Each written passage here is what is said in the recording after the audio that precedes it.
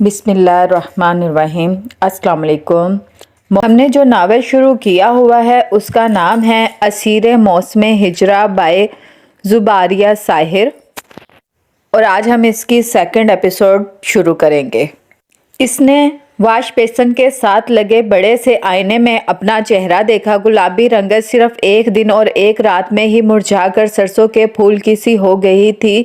स्याह बालों की उलझी हुई लटें चेहरे के गिर्द बेतरतीबी से झूल रही थी। पेशानी पर दाईं तरफ भौं से थोड़ा सा ऊपर जख्म की बैंडेज थी। इसने हल्के हल्के 2-4 छपके से मारे बाल समेट कर यूं ही जुड़ा सा बांध लिया और तौलिए से मुंह खुशक करती हुई बाथरूम से बाहर आ गई। सामने ही वो खातून नाश्ते की ट्रे बेड पर सजाए इसे मुँहे इंतजार मिली। आओ बेटा बैठो और तकल्लुफ बरतरफ रख कर डट कर नाश्ता करो। फादी अभी थोड़ी देर में आएगा तुम्हें चेक करने के लिए। वैसे वो रात भी कह रहा था कि कोई ऐसी मेजर इंजरी नहीं है, जल्दी इम्प्रूव कर लोगी तुम। ये बोलते बोलते यकदम वो रुक गई, फिर कुछ सोच कर दोबारा गोया हुई। मेरा ख्याल है कि तुम जब से जागी हो इस वक्त से मुसलसल मैं ही बोले जा रही हूँ। तुमने क्या ना बोलने की कसम खा रखी है? वो अब मुस्कुरा रही थी। आंटी मेरे पास कहने को कुछ नहीं, क्या कहूँ, यूं भी आप बोलती ज़्यादा अच्छी लगती हैं। इसने इनकी जानी मुस्कुरा कर देखा था। जाने क्यों इनकी मौजूदगी और इनकी बातों की वजह से वो खुद को किसी हद तक हल्का फुल्का महसूस कर रही थी। यूं तो बातें करने का गुर जानती हो। वैसे मेरी रूबिया तुम्हारी तरह है, खामोश खामोश, सुलझी सुलझी, बल्कि कभी कभी कुछ उलझी उलझी सी। लेकिन इससे छोटी अनिका तो ऐसी है जैसे किसी बातें करने वाले खिलौने को चाबी देकर छोड़ दिया जाए। वो बहुत मोहब्बत भरे अंदाज में कह रही थी। आर्यान की पलकों पर नमी सी आकर दम तोड़ गई।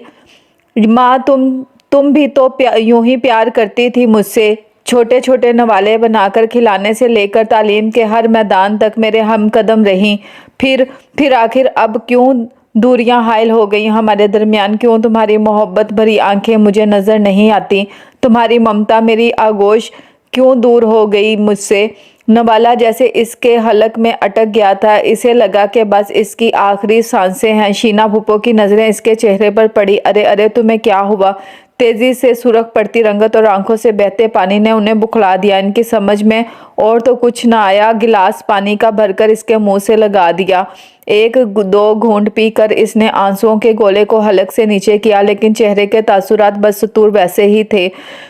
देखो बेटा, तुम्हें जो परेशानी है हमसे कहो, यकीन करो हम तुम्हारी मदद करेंगे। लेकिन तुम इस तरह परेशान होती रहोगी तो भला क्या हासिल होगा? शीना फूफो जैसे इसे हौसला देते हुए बोली। लेकिन इसकी कहानी ऐसी ही थी जो इसके दर्दीदा दिल ही में निहार रहती थी तो अच्छा था। वो डूब रही थी, इसके लिए तिनके का आसरा छोड़ना नहीं चाहती थी। इसका दिमाग मुसलसल उधड़ बुन में लगा हुआ था। जाहिर था कि वो यहाँ मुस्तकिल तो रहने नहीं आई थी। इसे सोचना था कि आगे क्या कदम उठाया जाए। वो हवादस ज़माना से महफूज हो जाए। फिलहाल तो ये पनाहगाह ही इसके लिए गनीमत थी। नहीं आंटी, कोई परेशानी नहीं, वो जबरन मुस्कुराई थी। दरअसल आपकी बातें सुनकर मुझे अपनी माँ की याद आ गई थी। इसकी बात पर उन्हें यकीन नहीं आया था। वो मेहरबान आंखों वाली औरत सारी रमज़ें जानती थी। ज़रूर इस लड़की के बैकग्राउंड में कोई ऐसी बात थी जो ये अपने बारे में बात करते हुए हिचकिचा रही थी, लेकिन वो इसरार करके इसके ज़ख्मों को कुरेदना नहीं चाहती थी। क्या मैं अंदर आ सकता हूँ? उन्होंने आवाज़ की सिमत देखा। डॉक्टर फवाद अपनी सहरंगेज शख्सियत के साथ दरवाजे में मौजूद थे। अरे फादी, मेरे कमरे में आने के लिए तुम्हें इजाज़त की ज़रूरत कब से पड़ने लगी? फूफो, अब ये सिर्फ आपका कमरा नहीं है ना? उन्होंने कुन अखियों से आर्यान की तरफ देखते हुए कदरे शरारत आमेज अंदाज में कहा। देखो भाई, मेरे कमरे में कोई अजनबी नहीं है। आर्यान को भी रूबिया और अनिका की तीसरी बहन ही समझिए, उन्होंने मोहब्बत से कहा। आर्यान का सर झुका हुआ था, लेकिन वो जानती थी कि इस पल शीना फूफो के चेहरे पर खूबसूरत तासुर सिमटा हुआ होगा। दरअसल अपनी नब्ज चेक करवाइए। झुके हुए सर के सामने भारी मर्दाना हाथ नजर आया। इसने खामोशी से दायां हाथ आगे कर दिया। इसकी उंगलियां इसकी गुलाबी कलाई पर मुहर्रिक हुई तो वो एक लम्हे को हयामनेज झिझक का शिकार हो गई। इनकी नज़रें घड़ी की सुइयों पर थी।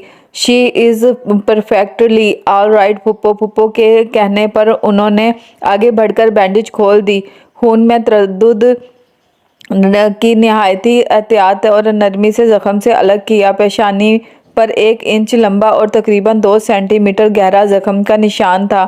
خون رسنا بند ہو چکا تھا۔ انہوں نے ٹیوب نکال کر زخم پر لگائی۔ پٹی کی اب ضرورت نہیں ہے، یہ ٹیوب آپ رکھ لیں، دن میں 3-4 بار لگائیں گی تو 1 آدھ دن میں کافی بہتر ہو جائے گا۔ اچھا پھپھو، میں کلینک چلوں، دیر ہو رہی ہے۔ وہ پہلے آریان سے پھر پھپھو سے بات کر کر باہر نکل گئے۔ آریان اس سارے عرصے میں خاموش رہی۔ پھپھو شینا بھی اسے لیٹنے کی تلقین کرتی ہوئی برتن اٹھا کر کمرے سے باہر چلی گئی۔ کمرے میں اب وہ تھی یا پھر بگولوں کی طرح چکر کھاتا اس کا ماضی، عفریت کی طرح منہ کھولے سامنے کھڑا حال اور بے امان مستقبل۔ آج سادات نگر میں جیسے رنگ ہی رنگ اترے ہوئے تھے۔ مسرت جہاں نے فرسٹ کلاس فرسٹ پوزیشن لی تھی میٹرک میں، اماں بی کے تو فخر کے مارے پیر ہی زمین پر نہ ٹک رہے تھے۔ ان کی آنکھیں جگمگا رہی تھیں اپنی ہونہار بیٹی کی کامیابی پر۔ بھائی الگ بے حد خوش تھے۔ سوئے اتفاق سب ہی گھر پر موجود تھے۔ شام کی چائے کے انتظار میں سب درختوں کے نیچے کرسیاں بچھائے بیٹھے تھے جب کرمو نے کوئی رجسٹری لا کر مسرت جہاں کے ہاتھ میں تھمائی۔ چھوٹی بی بی باہر ڈاکیا، یہ کاغذ دیا ہے، اس پر دستخط کر دیں۔ مسرت جہاں نے دستخط کر کے وہ کاغذ اسے تھما دیا اور ابھی لفافہ کھولنے ہی لگی تھی کہ شاکر نے اچک لیا۔ لفافہ کھول کر مارک شیٹ پر نظریں دوڑائی۔ 5 بھائیوں کی لاڈلی بہن اور اس طرح فیل، افسوس صد افسوس، ہماری تو ناک کٹوا دی تم نے۔ سنجیدہ صورت لیے مسرت جہاں سے ہم کلام تھا۔ کیا مطلب؟ اتنے اچھے پیپر ہوئے تھے میرے، مجھے دکھائیں مارک شیٹ۔ وہ روحانی سی ہو کر بولی۔ اچک کر خود سے 2 فٹ لمبے شاکر حسین سے مارک شیٹ جھپٹنے کی کوشش کرنے لگی۔ ارے کیوں ہماری بٹیا رانی کو ستاتے ہو؟ بتا دو کیا نتیجہ نکلا ہے؟ ابا میاں کی مداخلت نے شاکر حسین کو مزید شرارت سے باز رکھا اور انہوں نے مصنوعی روحانی صورت بنا کر سند مسرت جہاں کے ہاتھ میں دے دی۔ مارک شیٹ پر نگاہ ڈالنے کے بعد پہلے تو مسرت جمال کی آنکھیں حیرت سے پھیلیں، پھر ایک فلک شگاف چیخ ان کے تشکرائی ہونٹوں سے بلند ہوئی۔ کاغذ ہاتھ سے چھوٹ کر نیچے گر گیا اور پھر جو انہوں نے رونا شروع کیا تو اماں بی اور بھائیوں کے تو ہاتھ پاؤں ہی پھول گئے۔ ارے بچی رہنے دو، کوئی بات نہیں، پھر امتحان دے لینا، یوں رونے سے بھلا اب کیا حاصل؟ اماں بی اس کا سر سینے سے لگائے تسلی آمیز انداز میں کہہ رہی تھی۔ ارے اماں بی کیوں دل چھوٹا کرتی ہیں؟ ہم نے تو پہلے ہی عرض کی تھی کہ ان تلوں میں تیل نہیں، آپ ہی کو شوق چڑھا تھا۔ اظہر بھائی نے چھیڑا تو مسرت جہاں نے شاکی نظروں سے ان کی طرف دیکھا اور وہ لپک کر بولی، یہ آنسو غم کے نہیں خوشی کے ہیں، دشمن جلتے ہیں جلتے رہیں۔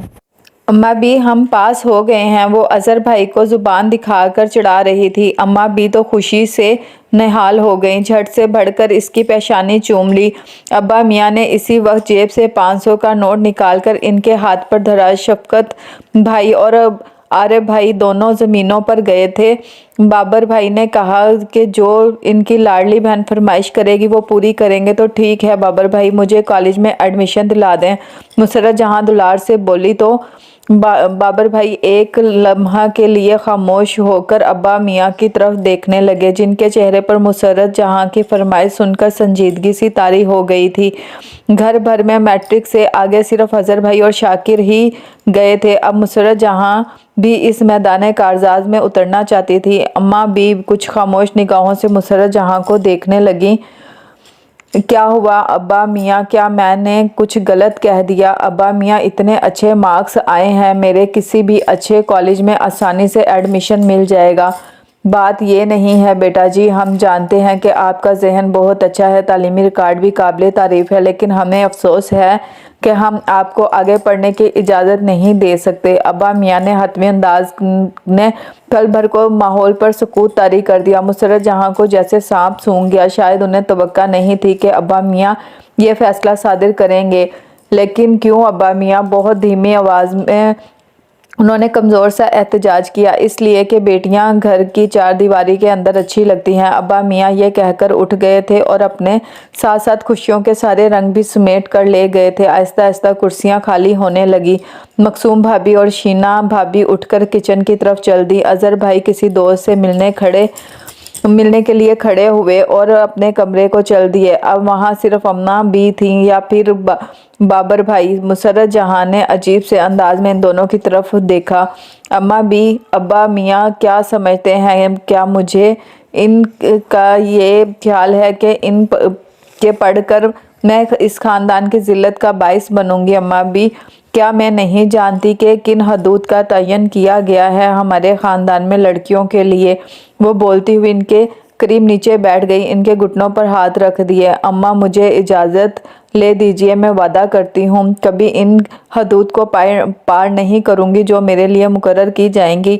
پلیز اماں بھی، ابا میاں کو منا لیں۔ ان کے لہجے اور آنکھوں میں التجا تھی۔ بیٹا تم اچھی طرح جانتی ہو تمہارے ابا میاں ایک بار جو فیصلہ کر لیں کبھی اس سے ہٹتے نہیں ہیں۔ انہوں نے کچھ سوچ کر ہی ایسا کہا ہوگا، ورنہ وہ تمہارا دل کبھی نہیں دکھا سکتے۔ انہوں نے مسرت جہاں کو سمجھانا چاہا۔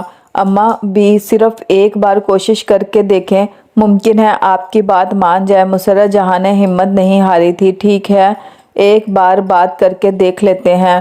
بابر بھائی بھی مسرت جہاں کے ہمنوا بن گئے۔ اماں بھی خاموشی سے دونوں کی طرف دیکھ رہی تھی، لیکن ان کا ذہن کہہ رہا تھا کہ لفظ رائیگاں جائیں گے، اور ان کے شریک حیات تھے، وہ انہیں جانتی تھی، زندگی کے 32 بہاریں ان کے سنگ دیکھی تھی۔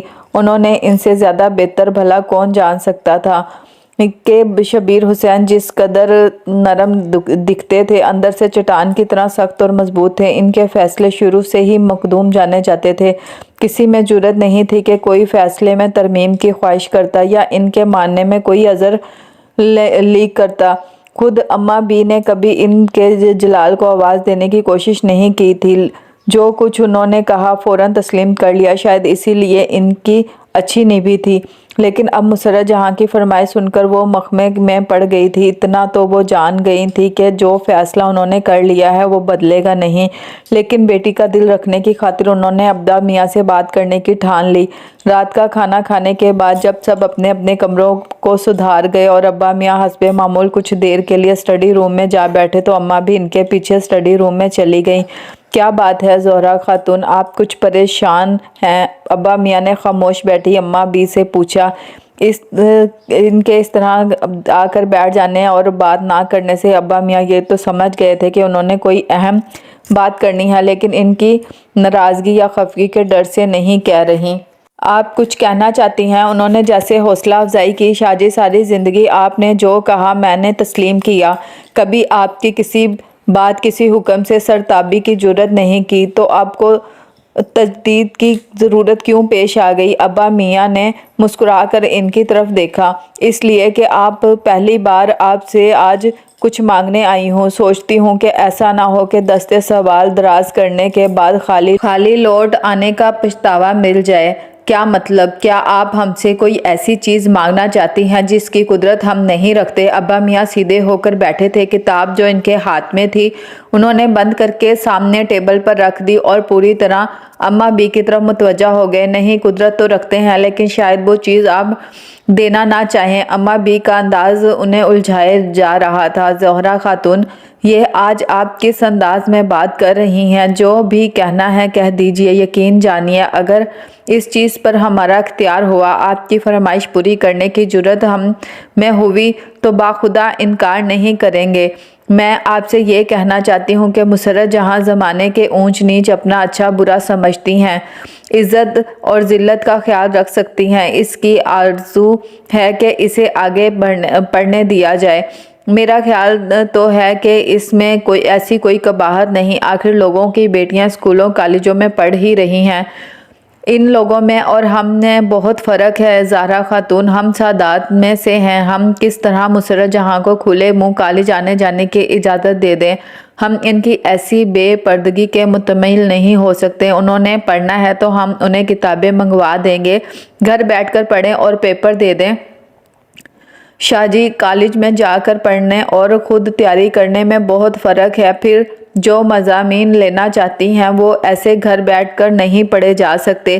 زہرا خاتون، زندگی کے اتنے سال گزار کر بھی آپ ہمیں سمجھ نہیں پائیں کہ ہمارا مزاج کیا ہے، ہم کیا چاہتے ہیں۔ افسوس، صد افسوس، ہم اور اب کیا کہہ سکتے ہیں جب زندگی کا ساتھی ہی سمجھ نہ پائے۔ انہوں نے میز پر سے کتاب اٹھا لی تھی، یہ گویا اس بات کا اشارہ تھا وہ اب اس موضوع پر مزید گفتگو نہیں کرنا چاہتے۔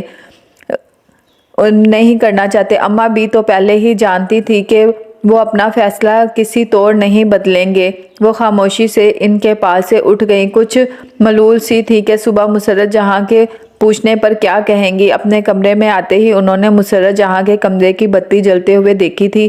وہ ان کے دل کی بے چینی کو جان گئی تھی۔ مسرت محنتی لائق تھی اور پڑھائی کی شوقین بھی۔ خود ماں بھی واجبی سا پڑھی لکھی تھی، لیکن تعلیم کے اصول کو وہ برا نہیں سمجھتی تھی۔ پھر اب تو زمانہ ہی بدل گیا تھا، بیٹا اور بیٹی دونوں کو مساوی حقوق دیے جا رہے تھے۔ پھر ان کے گھر میں بیٹی کے لیے الگ سے قوانین کیوں وضع کیے جا رہے تھے؟ رات ایسی ہی سوچوں میں گزر گئی تھی، نہ جانے کس گھڑی پلک سے پلک لگی۔ اذانوں سے کچھ دیر بعد ہی آنکھ کھلی۔ وضو کر کے فجر کی نماز ادا کرنے کے بعد وہ تسبیح کر رہی تھی جب دروازے سے مسرت جہاں داخل ہوئیں۔ سفید قمیص شلوار پر بڑا سا ململ کا دوپٹہ اوڑھے وہ اجلی نکھری صبح کا ہی حصہ لگ رہی تھی۔ بالوں کی لٹیں دوپٹے کی اوٹ سے جھانک رہی تھی۔ جانے کیوں اماں بی کو ان کے چہرے پر پھیلے رنگ کچھ پھیکے اور ملال میں ڈوبے ہوئے لگے۔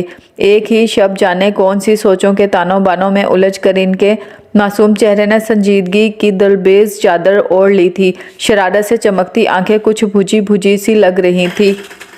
بیٹا رانی، وہاں دروازے کے پاس کھڑی کیا کر رہی ہو؟ آؤ میرے پاس، انہوں نے بہت پیار سے کہا تو مسرت جہاں نے ایک پل کو سر اٹھا کر ان کی سمت دیکھا اور پھر سیج سیج کر قدم اٹھاتی ان کے قریب آ گئی، جیسے وہ کانچ کی بنی ہو اور پتھریلی زمین پر چلنا پڑ گیا ہو۔ یہاں بیٹھو میرے پاس۔ اماں بی نے جان نماز سمیٹ کر وہیں اپنے قریب ہی تخت پوش پر اس کے لیے جگہ بنائی۔ وہ خاموشی سے اماں بی کے پاس بیٹھ گئی۔ بیٹا، کیا ناراض ہو گئی مجھ سے؟ نہیں اماں بی، ایسی کوئی بات نہیں۔ آپ نے ایسا کیوں سوچا؟ مسرت جہاں نے ان کے خیال کی تردید کی۔ بیٹا، میں نے تو پوری کوشش کی، لیکن تمہارے ابا میاں جب ایک بار کچھ کہہ دیتے ہیں تو پھر اس پر سے ایک انچ ادھر سے ادھر نہیں ہوتے۔ ان کا انکار اقرار میں اور اقرار انکار میں نہیں بدلتا۔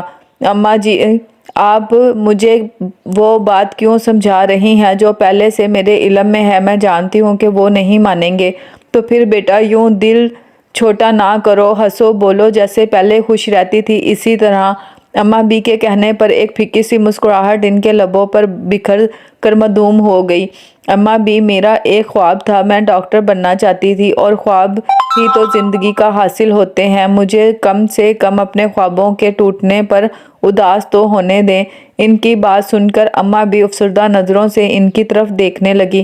بیٹا، میرے اختیار میں ہوتا تو تمہارے خواب ٹوٹنے نہ دیتی۔ تمہارے ابا میاں کی سوچ بھی اپنی جگہ ٹھیک ہے، وہ باہر کا ماحول دیکھتے اور پرکھتے ہیں، اچھی طرح جانتے ہیں، اسی لیے مستقبل کی پریشانی سے بچنے کی پیش بندی کرتے ہیں۔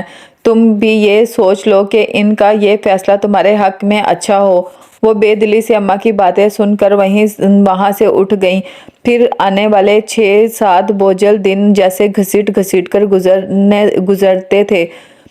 مسرت جہاں کی خوش نوائیوں پر تو جیسے خزاں نے سیاہ پنجے گاڑ دیے تھے، گھر میں سناٹے سے گونجنے لگے تھے۔ جس بلبل کی چہکار سے ہر دم رونق رہتی تھی وہ خاموش ہو گئی تھی، اور اس کی یہ خاموشی گھر بھر کو تشویش میں مبتلا کیے دے رہی تھی۔ مسرت جہاں نے نہ تو ضد کی، نہ رونا دھونا مچایا، بس غیر ضروری باتیں ختم کر دیں۔ ان کی اس نمایاں تبدیلی نے اماں بی اور ابا میاں کو بھی پریشان کیا۔ زہرا خاتون، مسرت جہاں آج کل کیوں چپ چپ سی رہنے لگی ہیں؟ ابا میاں کے سوال پر انہوں نے کچھ ایسی نظروں سے دیکھا جیسے کہہ رہی ہوں کہ آپ سے زیادہ بہتر اس کا سبب کون جانتا ہے، لیکن منہ سے کچھ نہ بولی۔ ایسے کیا دیکھ رہی ہیں ہماری طرف؟ کیا ہم قصوروار ہیں اس بات کے؟ ان کے دوبارہ سوال کرنے پر بھی اماں بھی کچھ نہیں بولی، خاموشی سے بیٹھی ساگ بناتی رہیں۔ ٹھیک ہے، آپ جواب نہیں دینا چاہتی تو ہم مسرت جہاں کو बुला कर खुद ही पूछ लेते हैं। और फिर उन्होंने वाकई ही इसी वक्त मुसर्रत जहान को बुलवाया। बेटे, मुसर्रत जहाँ इनके सामने बैठ गई। क्या हम आपकी खामोशी और उदासी का सबब जान सकते हैं? वो अमीक नजरी से मुसर्रत जहां को खुले किताब जैसे चेहरे का मुतालिया करने लगे। अभी वो इतनी समझदार नहीं हुई थी कि जज्बों और तासुरात को छुपा सकें। हर जज्बा आंखों के आईने पर आकर अपनी असल सूरत दिखाता है। जी अब्बा मियाँ, उन्हें तवक्का नहीं थी कि अब्बा मियाँ यूँ इस तरह ख़ास तौर पर इन्हें बिठाकर इनकी खामोशी का सबब जानना चाहेंगे। हम कह रहे हैं, क्या आप हमें अपनी इस खामोशी की वजह बताएंगी? कोई नहीं अब्बा मियाँ, ऐसी कोई बात नहीं। वो कुछ नर्वस सी हो गई थी, शायद इसीलिए कि आज तक उन्होंने अब्बा मियाँ से कभी झूठ नहीं बोला था। बेटा, औलाद कितनी ही बड़ी क्यों ना हो जाए, कितनी ही खुद मुख्तियार हो जाए, माँ बाप की नज़रों में इसका बचपन ही रहता है। आप इस वक्त झूठ बोल रही हैं, हम ये भी अच्छी तरह जान रहे हैं। आप नहीं बताना चाहती तो ना सही, हम इन बापों में से नहीं जो औलाद पर बेजा सख्ती करें। इनके लहजे में हल्का सा तासुफ था। अब्बा मियाँ, आप नाराज़ मत हों, असल में वो एक ख्वाब था, डॉक्टर बनने का ख्वाब। लेकिन मैं आपके फैसले के आगे सर नहीं उठाऊंगी, बस वक्ती कुछ दुख हुआ। मुसर्रत जहाँ सादगी से कहती हुई शब्बीर हुसैन को इतनी प्यारी लगी कि उन्होंने झट से गौहर मकसूद इनकी गोद में डाल दिया। और अगर हम इस दुख का, इस रंज का मुदावा कर दें। वो मुस्कुराती निगाहों से इनकी जानिब देख रहे थे। वो कुछ ना समझने वाले अंदाज में इनकी तरफ देखने लगी। हम कल ही मेडिकल कॉलेज से आपके लिए फॉर्म मंगवाएंगे, आप तो खुश हैं ना? इनकी बात सुनकर मुसर्रत जहां को अपने कानों पर यकीन न आया। गोया एक मर्सदा जानफरा था जिसका हरफ हरफ इनके अंदर रूह बनकर उतर गया था। लेकिन एक बात, इसे हमारी पहली और आखिरी नसीहत, तनबिया या फिर हुक्म समझ लें कि आप अपने ख्वाबों की तकमील में हमारी इज्जत व हुर्मत का खून मत शामिल कीजिएगा। जिस बेदाग पोशाक में मलूस हैं आप, इस पर हम जिल्लत का एक छींटा भी बर्दाश्त नहीं कर पाएंगे। अब्बा मियाँ के जुमलों में ना जाने क्या था। एक पल को मुसर्रत जहाँ जैसे लरस कर रह गई, लेकिन इनके एहसासात पर बहुत जल्दी खुशी का एहसास गालिब आ गया। घर भर को खबर हो गई कि मुसर्रत जहाँ को अब्बा मियाँ ने कॉलेज में एडमिशन लेने की इजाज़त दे दी। भाभीियों ने मुबारकबाद दी, सिवाय आरिफ भैया के। अब्बा मियाँ के इस फैसले को सभी ने सराहा था। तबले पर थाप पड़ी और घुंघरू झंझना उठे। सुर्ख कालीन के वस्त में दो गोरे गोरे पाँव मौसीकी पर जज़ब के आलम में मोतरिक हो गए। सफ़ेद चांदनी पर गाँव तकिए लगाए बैठे, अमारात का रौब डालने वाले, दिन को उजले लिबासों में घूमने वाले और रातों की स्याही में गुनाहों से आलूदा नफ्स वाले तमाशबीन पूरी तरह मुतवज्जा हो गए। इस बाजार में जहाँ औरत जिन्स की तरह बिकती है, इसे खरीदने ऐसे ही शरीफ अबने शरीफ आते हैं। औरत बेबस भी है, खुद मुख्तियार भी है, जालिम भी है, मजलूम भी है, हाकिम भी है, महकूम भी है। लेकिन इस बाजार में जहाँ दिन सोते रातें जागती हैं, औरत महज एक खिलौना है, बिगड़े हुए बच्चों के हाथों में थमाया गया ऐसा खिलौना कि जिसके नसीब में सिर्फ टूटना और बार बार टूटना ही लिख दिया गया है। और कुछ देर में लुट जाएगा हर बाम ये चांद, अक्स खो जाएंगे, आईने तरस जाएंगे, अर्श के दीदा नमनाक से बारी बाजी, सब सितारे सरे खाशाक पर बरस जाएंगे। आस के मारे थके हारे शब सातानों में अपनी तन्हाई समेटेगा, बुझाएगा कोई बेवफाई की घड़ी, तर्क मदारत का वक्त, तर्क दुनिया का समा, ख़त्म मुलाकात का वक्त। इस घड़ी अपने दिले आवारा कहाँ जाओगे?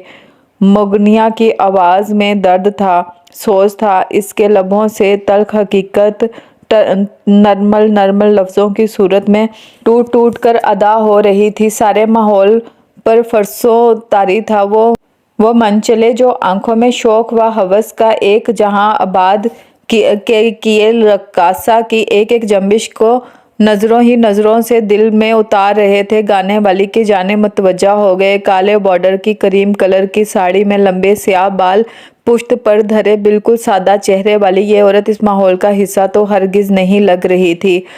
इस घड़ी कोई किसी का भी नहीं रहने दो, कोई इस वक्त मिलेगा ही नहीं रहने दो, और मिलेगा بھی تو اس طور کے پچھتاؤ گے، اس گھڑی اپنے دل آوارہ کہاں جاؤ گے۔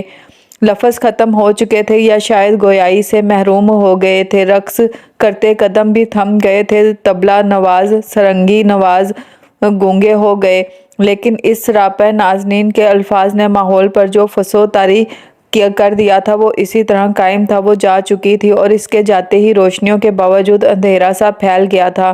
جھروکوں سے الگ کر کھڑی 6-7 سال کی بچی یہ سب بڑے غور سے دیکھ رہی تھی، شاید اس لیے کہ اس اجنبی ماحول میں اگر اس کی شناسائی کسی کے ساتھ تھی تو وہ صرف اور صرف اسی ساحرہ سے تھی جو ابھی ابھی محفل کو منور کر کے جا چکی تھی۔ پھر اس 6-7 سال کی بچی کو کسی نے نرم نرم آغوش میں لے لیا تھا، مانوس سی خوشبو نتنوں سے ٹکرائی تھی۔ ماں، اس کے لبوں نے بڑے پیار سے یہ لفظ کہا تھا اور پھر پلٹ کر وہ اس سے لپٹ گئی تھی۔ ماں ماں، اس کی روح اس لفظ کی تکرار کر رہی تھی۔ جب کسی نے اسے جھنجھوڑا، اس کی آنکھیں کھل گئیں۔ تو کیا وہ خواب تھا یا میرے تحت الشعور میں چھپا ماضی عکس بن کر آنکھوں میں اتر آیا تھا؟ پھر ماں کا لمس، اس کی خوشبو کیسے اتنی شدت سے اس کے حواسوں پر حاوی تھی۔ اسے لگا سچ مچ اس کی ماں آ گئی، ماں جو محبت کا سمندر ہے، ماں جو آفاقی سچ ہے، جس کی ممتا کے آگے بڑے سے بڑا طوفان بھی پل بھر کو ٹھہر نہیں سکتا تھا۔ وہی ماں جس کی ممتا کے چھتنار شجر کے نیچے سے اٹھ کر وہ امتحانوں کی کڑی تمازتوں میں آ بیٹھی تھی۔ جانے کتنی آزمائشیں تھی، کتنے چکر تھے اس کے پاؤں میں۔ اس کے ہونٹ خشک تھے، نمی سے بالکل نا آشنا، آنکھیں بھی پرائی پرائی سی لگ رہی تھی۔ اس نے زبان لبوں پر پھیر کر انہیں تر کیا تھا، لیکن اسے لگا کہ اس کے منہ کے اندر زبان نہیں، خشک لکڑی کا چٹکا ہوا ایک ٹکڑا رکھا ہے۔ وہ اس کا حلق اس چٹکے ہوئے ٹکڑے کو حرکت دینے سے معذور تھا۔ طبلہ گھنگرو رقص کرتے ہوئے سفید کبوتر سے پاؤں سوز میں ڈوبی درد بھری آواز، لمبے گھنیرے بالوں والی پیکر حیائے صورت ماں۔ کیا وہ سب خواب تھا؟ نہیں، وہ خواب ہی تو نہیں تھا۔ وہ لمس اس کے لیے نیا تھا، نہ ہی انوکھا، ہم حیات آفریں ضرور تھا۔ بجھل بجھل پلکوں تلے ایک ہی مہربان صورت کی تشبیہ لہرائی تھی۔ دھیرے دھیرے اس کی پلکوں پر کوئی نادیدہ بوجھ آن ٹکا تھا۔ وہ خود بخود اس کی آنکھیں بند ہونے لگیں۔ نیند آنکھوں سے کوسوں دور تھی اور اب اسے نیند سے بھی خوف آنے لگا تھا۔ شاید اس کی آنکھیں خوابوں سے کترانے لگی تھی۔ ان خوابوں میں رنگ بھی تو نہیں تھے، نہ ہی امیدوں کی روشنی تھی۔ اس ماضی کے سیاہ دبے تھے جو ان کی روشن اسکرین پر جا بجا بدصورتی کا نشان بن چکے ہوئے تھے۔ وہ ان سیاہ دبوں سے پیچھا چھڑانا بھی چاہتی تو ناممکن تھا۔ بس اس کی روح کسی زخمی پرندے کی طرح اس کے جسم کے قید خانے میں پھڑپھڑاتی رہتی تھی، اور شاید یہی اس کا مقدر تھا۔ آریان، کیا بات ہے بیٹا، کیا سوچ رہی ہو؟ شینا پھوپھو ہاتھ میں سبزی کی ٹوکری اور چھری لیے کمرے میں داخل ہوئی تو سامنے اسے بیڈ پر سر ٹکائے خاموش بیٹھی دیکھ کر اس کے قریب چلی آئیں۔ کچھ نہیں آنٹی، میں نے کیا سوچنا ہے، بس یوں ہی عجیب سا ٹالنے والا انداز تھا اس کا۔ آریان، تم نے بتایا تھا کہ تمہارا کوئی نہیں، امی ابو، نہ کوئی بہن بھائی وغیرہ، اب تک تم کس کے پاس رہتی تھی؟ شینا پھوپھو کے پوچھنے پر آریان نے جھکا ہوا سر اٹھایا۔ وہ سوال تھا جس کی کبھی نہ کبھی اسے جواب دینا ہی تھا۔ اپنی ذات کو قابل اعتبار ٹھہرانے کے لیے معاشرے میں اپنے مقام کا یقین کرنا تھا اور سنبھل گئی تھی، شاید اسی لیے کہ اسے اپنی بقا کی جنگ اسے تنہا ہی لڑنی تھی۔ آنٹی بچپن سے ہی ایک رشتے کی خالہ کے ہاں رہتی تھی، چند دن پہلے وہ فوت ہو گئیں۔ ان کے دوسرے رشتے دار گھر پر قبضہ جمانے کی خاطر مجھے جان سے مار دینے کے درپر ہو گئے تھے، کیونکہ وہ اپنا گھر میرے نام کر گئی تھی۔ سو ان لوگوں سے اپنی جان بچانے کی خاطر مجھے وہ جگہ چھوڑنی پڑی۔ شینا پھوپھو کو اس پر بے ساختہ پیار آ گیا۔ کیا اس کا کومل وجود حالات کی ٹھوکروں کا متحمل ہو سکتا تھا؟ لیکن پروردگار بھی جانے کیا سوچ کر اپنے بندوں پر نت نئی آزمائشوں کے دروازے کھول دیتا ہے۔ اس سمے وہ انہیں ربیہ اور انیکا کی طرح لگی۔ آریان، کیا ایسا ہو سکتا ہے کہ تم ہمیشہ کے لیے یہاں رک جاؤ، میرے پاس، میری بیٹی بن کر؟ تمہیں دیکھ کر مجھے کوئی बेपनाह याद आ जाता है। शायद इसी तरह इसकी याद का दुख कम हो जाए। शीना फूफो की आंखें खला में जैसे किसी नुक्ते पर मरकूज थी। जहन में कुछ धुंधले धुंधले से अक्स वाजिया हो रहे थे। आंटी, कौन आपको बेपनाह याद आ जाता है? आर्यन के पूछने पर भी उन्होंने जवाब ना दिया था कि ताई मकसूम ने कमरे में आकर झांका। अरे शीना, तुम यहाँ इत्मीनान से बैठी हो और उधर जाहिदा और हदीका की लड़ाई हो रही है, उन्होंने उजलत में कहा और वापस मुड़ी। शीना फूफो ने सब्जी की टोकरी छुरी वहीं करीब ही तपाई पर रख दी और उठकर इनके पीछे चल दी। मगर भाभी, उन्होंने आगे जाती ताई मकसूम को आवाज़ देकर रोका। वो रुक गईं और पलटकर इनकी तरफ देखने लगी। भाभी, क्या हुआ? क्यों झगड़ पड़ी दोनों? शीना फूफो मुतफक्किर सी हो गई थी। अरे शीना, जानती तो हो, एक शेर है तो दूसरी सवा शेर है। जब से हदीका ब्याह कर आई है दोनों में बनी ही नहीं। हदीका की आदत का भी तुम्हें पता है, कैसे मिर्च मसाले लगाकर बात करती है। बस इसने जाहिदा पर तंज किए और वो खोल उठी। ताई मकसूम ने बताया। वो दोनों आगे पीछे चलती हुई बड़ी अम्मा के कमरे की तरफ बढ़ने लगी। लेकिन भाभी, झगड़े का सबब क्या है? यही तुम्हारे कमरे में जो लड़की है, यही झगड़े का मौजब है। असल में जाहिदा कुछ देर पहले बावर्ची खाने में खाना पका रही थी कि हदीका पहुंच गई। छूटते ही इसने ये बात कही कि भाभी, फवाद मियाँ तो जवान हो गए हैं, खैर से लड़की भगा कर लाए हैं। बस ये बात बुरी लग गई जाहिदा को, इसलिए कि मैं और फादी सुबह उसे सारी सूरत हाल से आगाह कर चुके थे।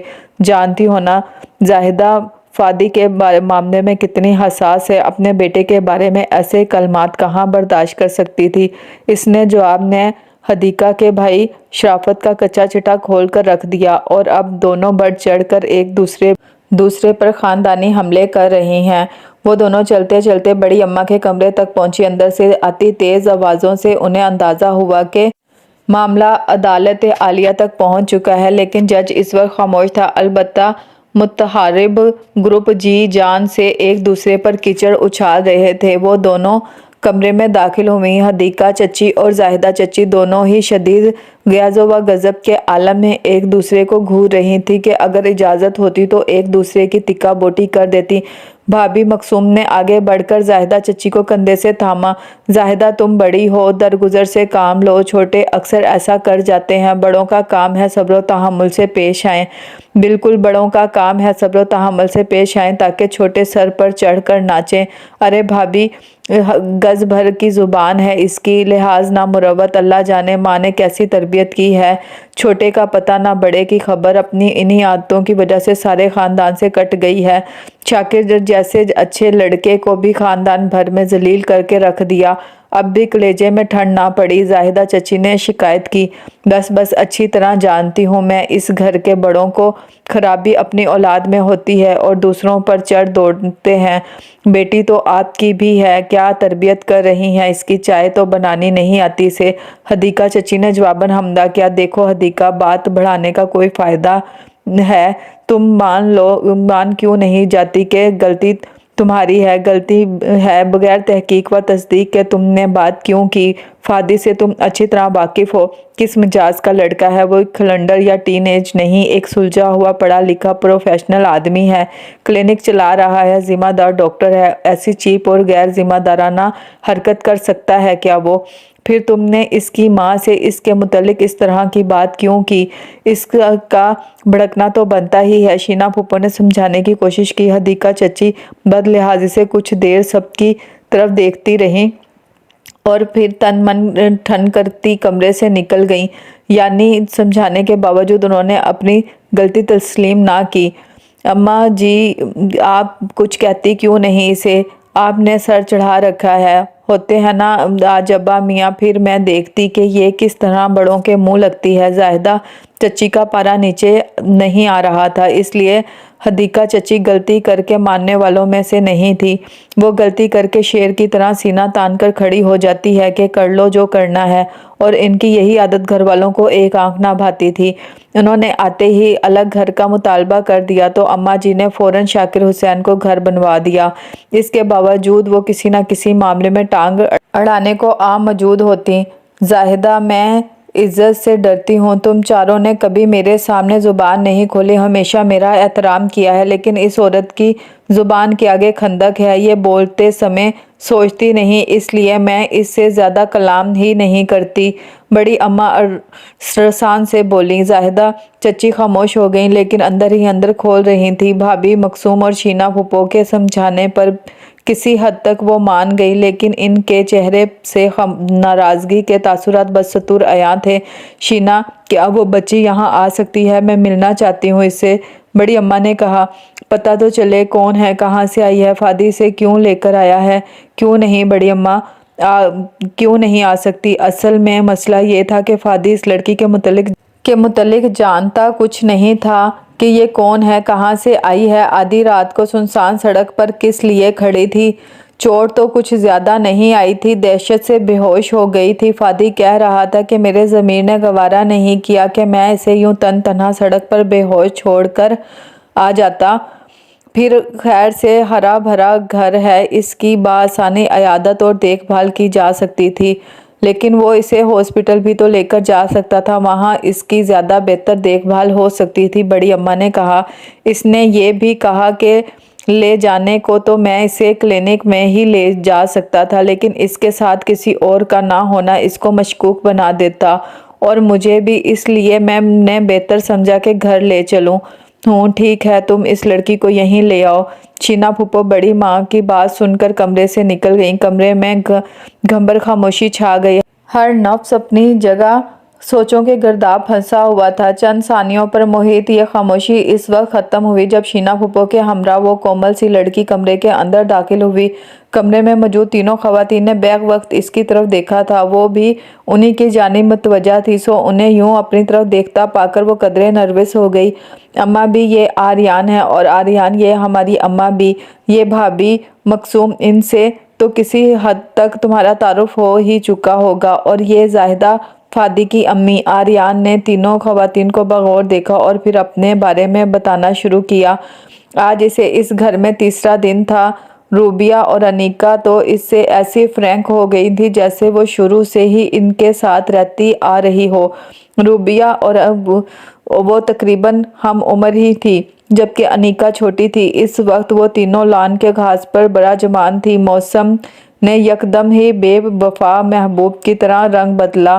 صبح سے کڑکتی دھوپ کی تمازت سے جھلستے در و دیوار اب آسمان کی عنایت پر کچھ پرسکون دکھائی دے رہے تھے۔ یہ تینوں پھولوں کے کنج کے قریب بیٹھی تھی، ان سے قدرے فاصلے پر بچھی لان چیئر پر۔ گھر کی کچھ دیگر خواتین چائے اور خوشگپیوں میں مصروف تھیں۔ ویسے آریان آپی، آپ نے اب تک ہمارے گھر کے افراد کے بارے میں کوئی رائے نہیں دی۔ انیکا نے شریر ہوا سے ماتھے پر جھولنے والی لٹ کو انگلی سے پیچھے کرتے ہوئے اسے مخاطب کیا۔ اس کے سوال پر ایک پھیکی سی مسکراہٹ آریان کے لبوں پر در آئی۔ کیا بہت ضروری ہے؟ سوال کے جواب میں اس نے الٹا سوال کر دیا۔ بالکل، جب ہم کسی خاص ماحول میں یا چند افراد کے درمیان میں رہتے ہیں تو آٹومیٹکلی ہمارا ذہن وہاں کے بارے میں ایک رائے قائم کر لیتا ہے، مثبت یا منفی۔ اور یہ بھی ایک حقیقت ہے کہ آپ کے ذہن میں بھی رائے محفوظ ہے اس وقت۔ انیکا فلسفانہ انداز میں گویا ہوئی۔ خدارا، اپنا فلسفہ بول کر بلا وجہ دماغ پلپلا کرنے کی کوشش مت کرو۔ اچھا خاصا موسم ہے اور بہت ہی اچھا موڈ بھی ہے، دونوں غارت ہو جائیں گے۔ روبیہ کی ان باتوں سے اکتا کر بولی، آریان آپی، ازل سے ہی بیچارے فلسفوں کے ساتھ ایسا ہی ہوتا آیا ہے، خواہ وہ جبران ہو یا سکرات، دکھ ہو کا زہر پلاتے ہیں اسے یہ زمانے والے، کوئی قدر ہی نہیں باصلاحیت لوگوں کی یہاں۔ مصنوعی سرد آہ بھر کے انیکا نے کہا تو آریان مسکرانے لگی۔ دیکھو بھئی، سیدھی سی بات ہے، نہ تو ہم فلسفی کی بکریاں ہیں کہ ہم تمہاری باتیں سن سن کر دماغ کا کھانا خالی کر لیں، اور نہ ہی تم اتنی بلند پایا فلسفی ہو جس کا ہوا اتنا قیمتی ہو کہ ہم اپنا وقت ضائع کرتے پھریں۔ روبیہ نے کہا، ٹھیک ہے نا، ٹاپک چینج کیے لیتے ہیں۔ آریان آپی نے تو اپنی رائے نہیں دی، البتہ ہماری خواہش ہے کہ ہم اپنی رائے سے اس پیاری سی لڑکی کو، جو اب ہماری آپی بھی ہے، ضرور شیئر کریں۔